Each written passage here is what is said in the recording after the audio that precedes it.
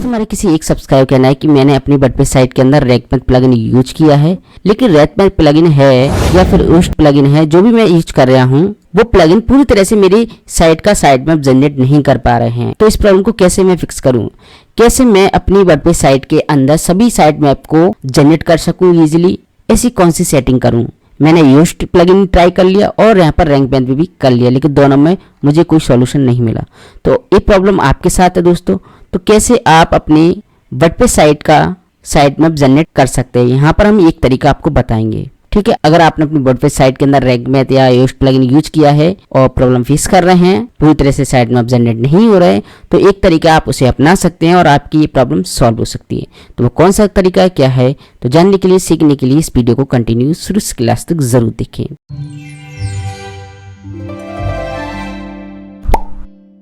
नमस्कार दोस्तों, आप देख रहे हैं बेसिक कंप्यूटर हिंदी।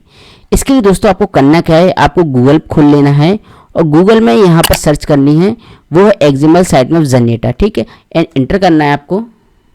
इंटर करने के बाद आप इस लिंक पे क्लिक करेंगे। क्लिक करने के बाद यहाँ पर आप अपनी वेबसाइट का यूआरएल डालेंगे। ठीक है, तो हम इस साइट को यूज करेंगे, इसका साइट मैप ठीक से जनरेट नहीं हो रहा प्लगइन यूज करने के बाद भी, है ना। तो यहाँ पर पेस्ट कर देंगे और स्टार्ट पर क्लिक करेंगे। अब दोस्तों ये आपकी साइट में बना रहा है, एक फाइल क्रिएट करके देगा और उस फाइल को हम रूट डायरेक्टरी में सबमिट करेंगे, जिससे डायरेक्ट साइट मैप की जो फाइल है वेबसाइट के अंदर चली जाएगी। ठीक है, तो देखिए यहाँ पर ये सारी पोस्ट की जनरेट हो रहे हैं साइट मैप, इसको होने देते हैं। ये देखिए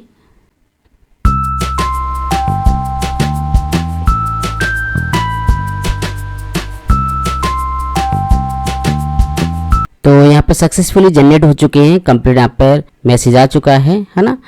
अब दोस्तों यहाँ पर व्यू साइट मैप डिटेल पर हम क्लिक करेंगे, तो यहाँ पर देखिए साइट मैप हो चुके हैं। ठीक है, सारे आ चुके हैं।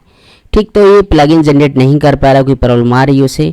ठीक है, तो हम सबमिट कर देंगे रूट डायरेक्टरी में साइट की। ठीक, एंड यहाँ पर download your XML site map file, इसे हम डाउनलोड करेंगे फाइल को।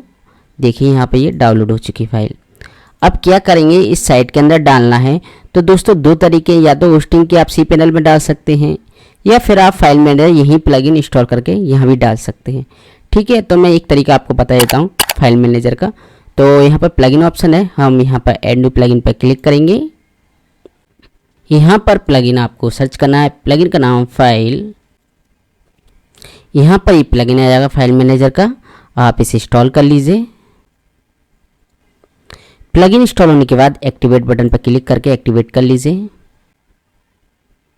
प्लगइन एक्टिवेट होने के बाद यहाँ पर है WP फाइल मैनेजर, आप यहाँ पर सेटिंग पर क्लिक करेंगे।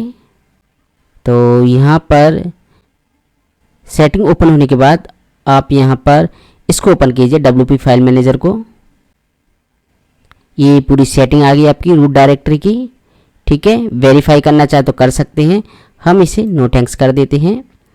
अब दोस्तों यहाँ पर आपको कहाँ डालना है, वो डालना है WP कंटेंट में। तो यहाँ पर आप इस पर क्लिक करेंगे, WP कंटेंट, ये आ गई ऑप्शन, कैश प्लगइन थीम्स, यहाँ पर सारी चीज़ें आ रही हैं ना यहाँ पर।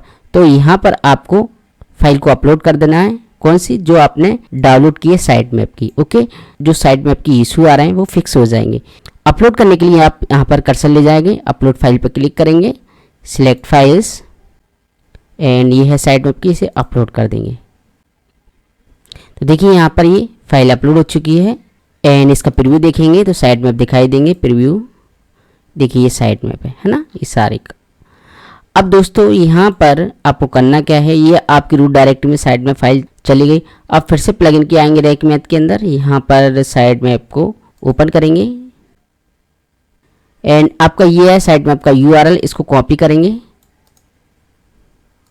अब यहाँ पर आप जाएंगे गूगल सर्च कंसोल में, यहाँ पर साइट मैप है ऑप्शन, आप इस पर क्लिक करेंगे और यहाँ पर पेस्ट कर देंगे जो आपने यूआरएल कॉपी किया है। एंड यहाँ पर HTTPS टू हिंदी लिखा हुआ है, तो इसको हटा देंगे, इसकी ज़रूरत नहीं हमें यहाँ से यहाँ तक।